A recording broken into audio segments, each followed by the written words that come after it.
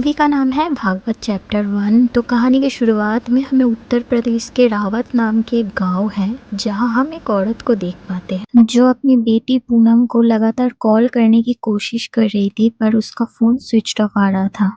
बहुत देर इंतजार करने के बाद भी जब पूनम घर वापस नहीं लौटती है, तो वो लोग बहुत ज़्यादा परेशान हो जाते हैं और गांव के जो नेता हैं उनको जाके सारी बात बताते हैं। नेता का शक अब्दुल नाम का एक लड़के के ऊपर भी जाता है।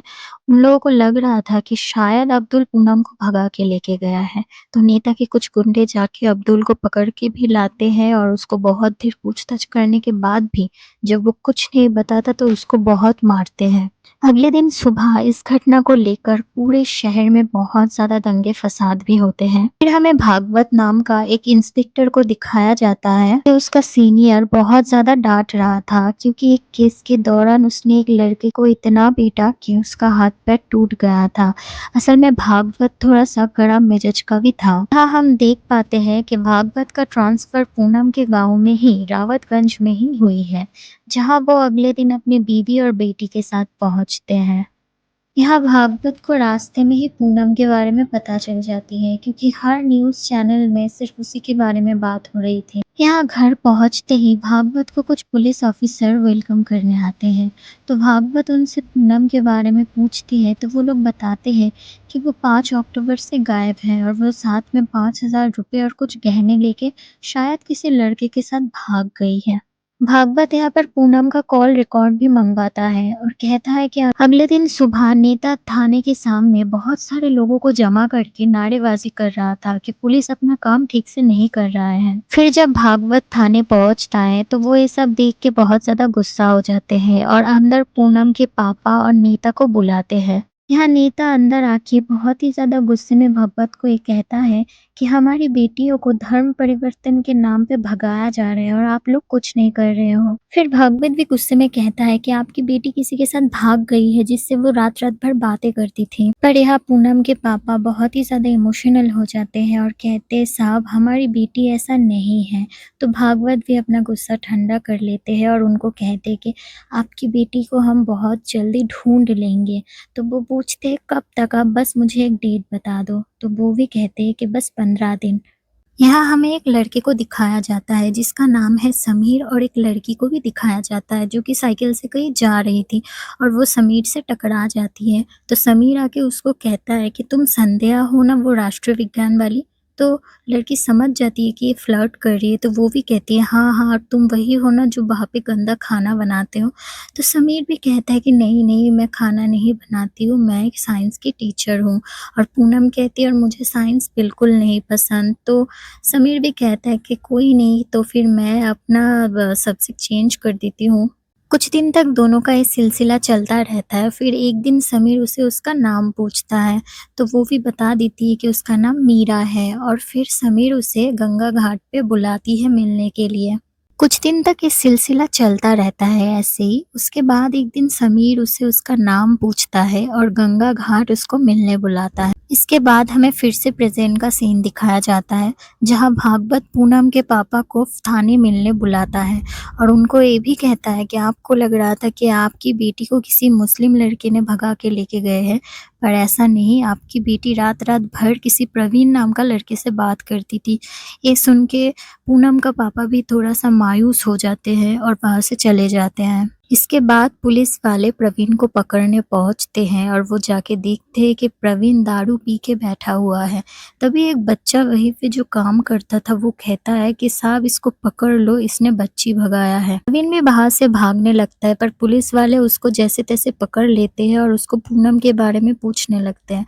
तो प्रवीण कहता है कि साहब मैंने तो बस 9 साल का एक बच्ची को भगाया था यहाँ पे ईंट बनाने के काम के लिए, पर वो बहुत छोटी थी इसलिए मैंने उसको भेज दिया था। फिर पुलिस वाले जब नंबर दिखा के प्रवीण से पूछते तो प्रवीण कहते हैं साहब ये नंबर तो मेरी बहन की कौशल्या की है, रजिस्टर मेरे नाम पे है, पर यूज वो करती थी और वो भी 7 महीनों से गायब है। मैंने एफआईआर भी दर्ज करवाया पर अभी तक उसकी कोई पता नहीं है। तो भागवत यहाँ पे और परेशान हो जाते हैं क्योंकि वो यहाँ पे ढूँढने आए थे पूनम को और यहाँ आके उनको पता चलता है कि एक लड़की और गायब है, वो भी 7 महीनों से। यहाँ मीरा समीर से मिलने घाट पहुँच जाती है और वो जाके देखती है कि समीर उसका इंतज़ार कर रहे हैं। तो दोनों मिलके कुछ देर तक बात करने ही लगते हैं कि मीरा के घर वाले वहाँ पे आ जाते हैं और समीर को बहुत पीटते हैं, उसके मुँह पर काला पेंट भी लगा देते हैं और मीरा को ज़बरदस्ती बाहर से पकड़ के घर ले जाते हैं। यहाँ पर भागवत कौशल्या की कॉल डिटेल्स चेक कर रहा था तो उसको 2 नंबर मिलते हैं और उसने माथुर को कहा कि ये 2 नंबर अच्छे से चेक करे, जिससे कौशल्या की सबसे ज़्यादा बात होती थी। दूसरी तरफ हम मीरा को देखते हैं जो कि बहुत ज़्यादा रो रही थी और समीर से माफ़ी भी मांग रही थी क्योंकि उसके घर वालों ने उसको इतना पीटा। पर समीर यहाँ पर मीरा को जैसे-तैसे करके संभालता है और दोनों की लव स्टोरी फिर से चलने लगती है। यहाँ माथुर भागवत को कॉल करता है और कहता है कि सर, आपने जो 2 नंबर दिए थे उसमें से एक नंबर है संतोष पुजारी का और दूसरा नंबर है संध्या का। यहाँ भागवत भी जल्द से जल्द अपनी टीम के साथ संतोष पुजारी के घर पहुंचते हैं और बाहर चल के उन्हें पता चलता है संतोष कोई लड़का नहीं लड़की है और उसके पापा ये भी कहते हैं कि आपको इतना भी नहीं पता कि वो लड़का है कि लड़की, जो कि 1 साल से गायब है। आप भी बहुत बढ़िया काम कर रहे हैं। भागवत बाहर से शर्मिंदा होकर चले जाते हैं और संध्या के घर पहुंचते हैं। बाहर जाके उन्हें पता चलता है कि संध्या भी गायब है। इसके बाद वो जिस भी लड़की के घर में जाते हैं वहां जाके पता चलता है कि सभी लोग गायब हैं। ऐसे करके टोटल 19 लड़कियां थी जो कि गायब थी। तो भागवत भी अब पागल हो जाता है। वो सोचता है कि ऐसा कैसे हो सकता है, तो वो कहता है माथुर से, अगर हमें इन लड़की लोगों को ढूंढना है तो पहले हमें इनके बीच का कनेक्शन को ढूंढना पड़ेगा। माथुर कहता है सर, कनेक्शन होना ज़रूरी नहीं है। तो वो एक कहानी सुनाने लगता है कि बहुत साल पहले कन्नौज में 3 लड़कियां गायब हुई थी। बहुत दिन तक वो लड़कियां नहीं मिली, लेकिन एक दिन दशहरा के टाइम पर एक रॉकेट जाके एक झोपड़ी में आग लगा देती है। तो गांव वालों वो आग बुझाने जाते हैं तो वहां पर उन्हें 3 लड़कियों के कपड़े मिलते हैं।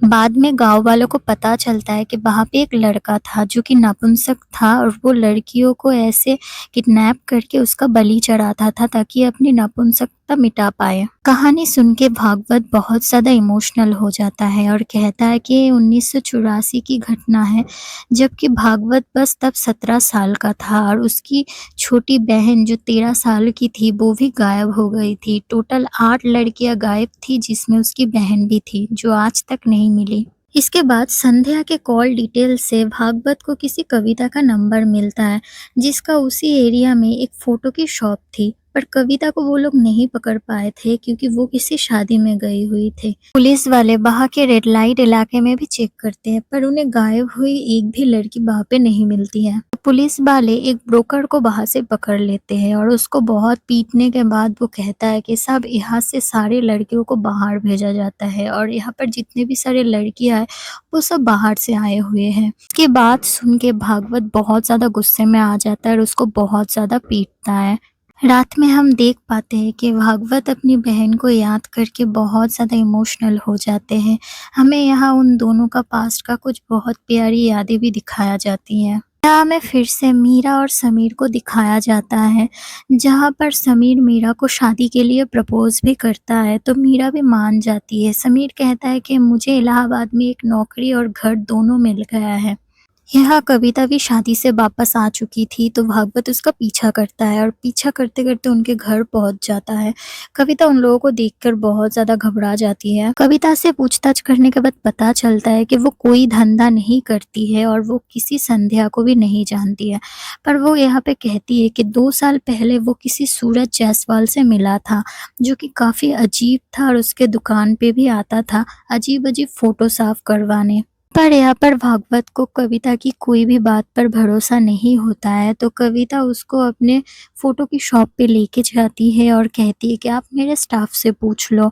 तो सारे स्टाफ भी वही कहते हैं और कविता यहाँ पे सारे फोटोग्राफ्स जो सूरज उसके पास लेके आता था वो भी भागवत को दे देता है। फोटोग्राफ सच में बहुत अजीब था क्योंकि उसमें सिर्फ कार्स, घर, आसपास के रास्ते, इसी का बस फोटो था। यहाँ भागवत और ज़्यादा परेशान हो जाता है क्योंकि कविता जो कह रही थी वो बिल्कुल सही था और यहाँ पर कोई भी क्लू नहीं मिल पाता है जिसकी वजह से वो और ज़्यादा परेशान था।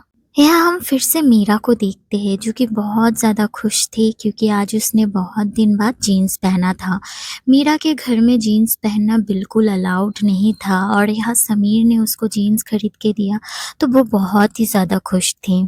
यहाँ मीरा जीन्स पहन के समीर को दिखाई रही थी कि तभी वहाँ वेटर आता है जो कि अजीब तरह से मीरा को घूरे जा रही थी। तो समीर को बहुत बुरा लगता है और वो मीरा को कहता है कि यार हम लोग चोर थोड़ी ना है कि जो ऐसे छुप छुप के मिलना पड़े, ऐसा करना पड़े, और तुझे मेरा नाम तो पता है ना पूरा। यहाँ हमें दोनों की बातचीत से पता चलता है कि समीर असल में हिंदू नहीं है, वो मुस्लिम लड़का है। तो जिसके घर वाले उसको जीन्स पहनने नहीं देते हैं, वो लोग कैसे उसको एक मुस्लिम लड़के से शादी कराएंगे। ये सब बातें मीरा सोच के ही बहुत ज़्यादा परेशान हो जाती है। यहाँ हमें दशहरा का सीन दिखाया जाता है जहाँ भागवत भी अपने परिवार के साथ आए थे और वो बहुत ज़्यादा परेशान भी थे कि इस केस को वो कैसे सॉल्व करें। कि तभी माथुर का कॉल आता है उसको और उन्हें कहते हैं कि सर आपने जो 2 नंबर दिए थे ना मुझे, उसमें से एक 20 सेकंड के लिए ऑन हुआ था और यहाँ पे उन्हें लोकेशन भी मिल जाता है। अगले दिन सुबह हम मीरा को देखते हैं जो कि समीर के साथ भाग गई थी और वो दोनों जाके एक लॉज में रुकते हैं जहाँ मीरा बहुत ज़्यादा दुखी थी क्योंकि वो अपने घर वालों को छोड़ के ऐसे समीर के साथ भाग आई थी। पर समीर भी यहाँ मीरा को जैसे तैसे करके संभाल लेता है। यहाँ पुलिस वाले भी उस लोकेशन को ट्रेस करके एक लड़के को पकड़ के लाते हैं, पर उससे पूछताछ करके पता चलता है कि वो फ़ोन तो असल में उसका है ही नहीं, उसने बस अपना सिम कार्ड उसमें डाला था। वो फ़ोन उसके दोस्त का है। फिर उसके दोस्त को भी पकड़ के लाया जाता है और पूछताछ करके पता चलता है फ़ोन तो असल में उन दोनों का है ही नहीं। असल में इस दोनों लड़कों का एक लड़के से झगड़ा हो जाता है और उस झगड़े के दौरान उसका फ़ोन नीचे गिर गया था। तो इन दोनों ने क्या किया था, उस फ़ोन को अपने पास रख लिया था। दोनों लड़के ये भी बताते हैं जिसका ये फ़ोन है उसके पास एक स्कूटर है जिस स्कूटर में एक नीता का फोटो लगा हुआ है। नीता के फोटो वाले स्कूटर का नाम सुनते ही भागवत को यह याद आ जाता है, उसने कहीं तो इसको देखा है। फिर उसको याद आता है कि मीरा ने जो फोटोज उसको दिए थे शायद उसमें ही उसने स्कूटर को देखा है। फोटो दिखाकर दोनों लड़कों से कंफर्म करने के बाद गाड़ी के नंबर से ओनर का डिटेल्स निकलवाया जाता है। उसके बाद कविता को थाने बुलाकर भी कंफर्म करते हैं क्या यही सूरज है, तो कविता भी कहती है कि हाँ सर यही सूरज है। यहाँ खुलता है कहानी की असली राज जहाँ हमें पता चलता है कि ये कोई समीर या सूरज नहीं था, ये था राजकुमार। इसके 2 बीवियां थी, बच्चे थे, सब कुछ थे, पर ये समीर सूरज के नाम पे लड़कियों को फंसाता था। पुलिस भी यहाँ जल्द से जल्द राजकुमार को पकड़ने के लिए लग जाते हैं और यहाँ हम राजकुमार को देख पाते हैं जो कि अपनी बीवी सुमित्रा के पास भदोई लौट आया था। पर यहाँ हमें मीरा को नहीं दिखाया जाता है और उसके साथ क्या हुआ वो भी हमें नहीं पता चल पाता है। यहाँ पुलिस वाले मिलके एक प्लान बनाते हैं कि वो कविता के जरिए राजकुमार को पकड़ेंगे और कविता भी राजी हो जाती है और वो राजकुमार को कॉल लगाती है और उसको मिलने के लिए बुलाती है। बहुत देर इंतजार करने के बाद भी जब वहाँ राजकुमार नहीं आता तो कविता भी वहां से जाने लगती है, पर अचानक से कहीं से राजकुमार आ जाता है और कविता यह थोड़ी सी घबरा जाती है और उसको कहती है कि चलो जूस पीने चलते हैं। राजकुमार यहाँ कविता को कहती है कि तुम पहले से ज्यादा खूबसूरत हो गई हो, पर जूस वाले भैया कविता को दोबारा दुकान में देख के कहती है कि मैडम अभी तो आपने जूस पिया था। राजकुमार को यह शक होता है और वो जैसे ही भागने वाला था कि भागवत की पूरी टीम आके उसको पकड़ने लगती है और यह थोड़ा सा भागा दौड़ी करने के बाद आखिरकार राजकुमार को पकड़ लिया जाता है। बहुत पीटने के बाद भी जब राजकुमार कुछ नहीं बताता है तो भागवत कहता है कि ये ऐसे कुछ नहीं बताएगा। पूरे टीम को ऑर्डर दिया जाता है कि पूरे 48 घंटे तक उसको सोने मत देना और खाना पीना कुछ भी मत देना। पुलिस वालों को यह सुमित्रा के घर से ढेर सारे जेवर भी बरामद होते हैं जिसमें से एक लॉकेट थी जो कि पूनम की थी। दोनों बीवियों को भी थाने बुलाया जाता है पर उनको इसके बारे में कुछ भी नहीं पता था। यह सुमित्रा कहते हैं कि साहब वो सारे जेवर मेरे हैं, मुझे बस जेवर दे दो और आप लोग उसके साथ जो करना है वो करो। भागवत या जब राजकुमार से जेवर के बारे में पूछते तो तब भी वो उसे कुछ नहीं बताता है, लेकिन जब उसे सुमित्रा की चीखें सुनाई देती है तब वो पागल हो जाता है। असल में राजकुमार को अपनी दूसरी बीवी सुमित्रा से बहुत ज्यादा प्यार है और वो कहता है कि साफ सुमित्रा ने यहाँ कुछ नहीं किया है, जो भी किया है मैंने किया है, उसको छोड़ दो। यहाँ राजकुमार भी सारे सच बताने लगता है कि पूनम 28 की हो गई थी और उसकी शादी नहीं हो रही थी, तो उसने उससे थोड़ा-सा प्यार से बात किया और पूनम उसके साथ भाग गई।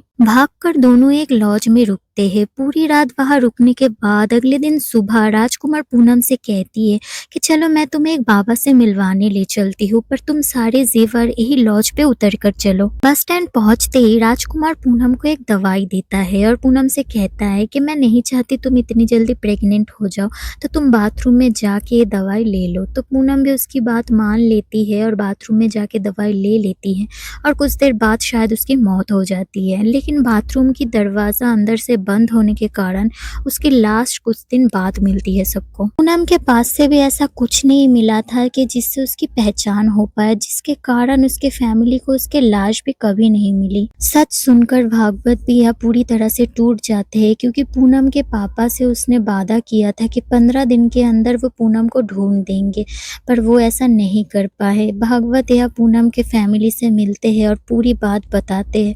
पूरी बात सुनकर पूरी फैमिली टूट पड़ती है। यहाँ पर यह राजकुमार एक एक करके अपना सारा राज खोलता है और हमें पता चलता है कि टोटल 19 लड़कियों के साथ उसने ऐसा किया। लड़की को फंसाता था, फिर लड़की लोगों को उसके साथ भागने में मजबूर करता था और उनको ऐसे ही साइनाइड की दवा देके मार देता था। ये सब बताते हुए राजकुमार को बिल्कुल भी डर नहीं था, क्योंकि उसको लग रहा था कि उसने सारे काम बहुत ही सफाई से किया है और पुलिस को उसके खिलाफ कोई ठोस सबूत नहीं मिल पाएगा, तो वो बड़े आसानी से ही छूट जाएगा। राजकुमार को यहाँ कोर्ट में पेश किया जाता है और जज साहब उसको कहते हैं कि तुमने बहुत ही बड़ा गुनाह किया है, क्या तुम्हारे पास कोई वकील है?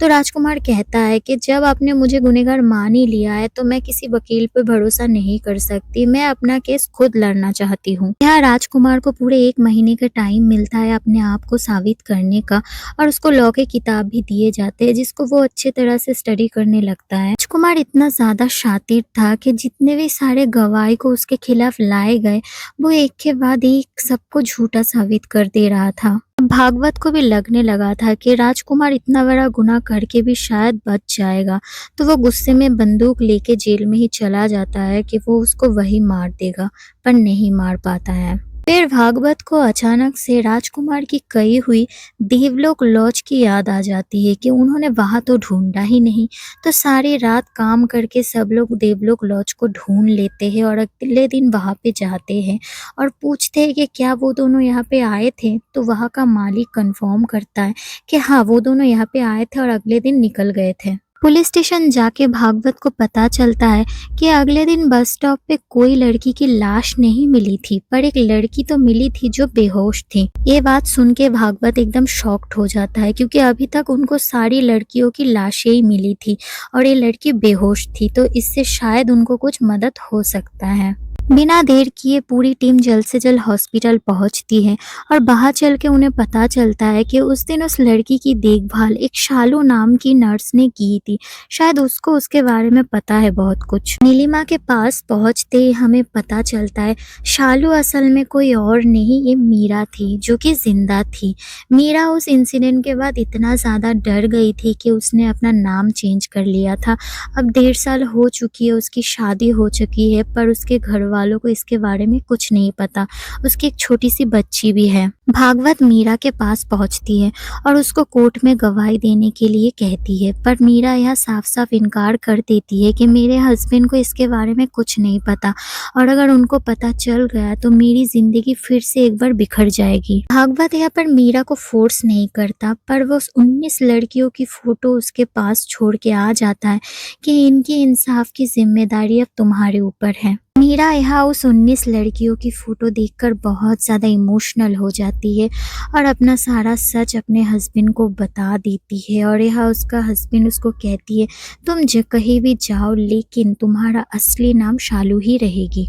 लास्ट में हम मीरा को देखते हैं जो कि उस 19 लड़कियों के लिए कोर्ट पहुंचती है और जज साहब को सारा गवाही देती है और राजकुमार को लास्ट में यहाँ फांसी की सज़ा सुनाई जाती है। अगर आपको ये सच्ची कहानी अच्छी लगी तो मेरे वीडियो को प्लीज़ लाइक करना और मिलते हैं अगले वीडियो में। Thank you.